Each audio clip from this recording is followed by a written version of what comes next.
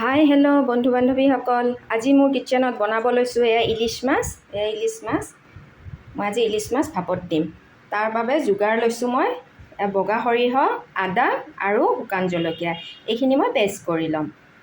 ইয়াতে মই পেষ্টখিনি দি দিলোঁ। এতিয়া ইয়াতে দিম মই হালধি আৰু দিম মই ইয়াতে আন্দাজমতে নিমখ, হালধি, আৰু মই ইয়াত দিম কেঁচা সৰিয়হৰ তেল, কেঁচা সৰিয়হৰ তেল দিম। এইখিনি এতিয়া মই ধুনীয়াকৈ মিলাই ল'ম। মাছখিনি মই এনেদৰে সানি ল'লোঁ। এতিয়া ইয়াতে মই অকণমান ধনিয়া পাত দি দিম। ধনিয়া পাত দি ইয়াতে কেঁচা জলকীয়া দি দিলোঁ।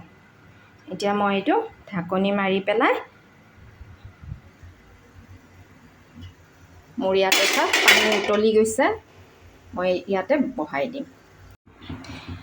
টিফিনটো এইদৰে মই বহাই দি দিলোঁ।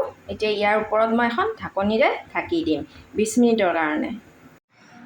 মোৰ মাছ ভাপত দিয়া হৈ গ'ল। এতিয়া মই আপোনালোকক খুলি দেখুৱাই আছোঁ ৰ'ব। এয়া চাওক, মোৰ ভাপত দিয়া হৈ গ'ল এয়া মাছ।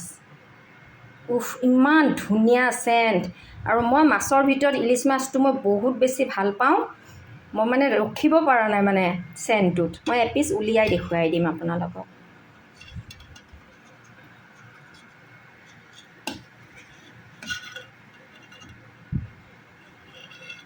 এয়া চাওক, মই এপিচ এইদৰে উলিয়াই ল'লোঁ।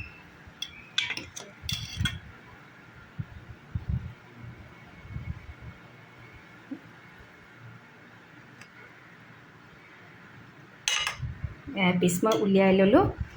ইমান ধুনীয়া মানে চেণ্ট এটা আহিছে নহয়, একদম খাওঁ খাওঁ লাগি গৈছে মোৰ। মই যিহেতু বহুত ভাল পাওঁ। আজিৰ ভিডিঅ'টো ইমানেই আছিলে। Bye bye.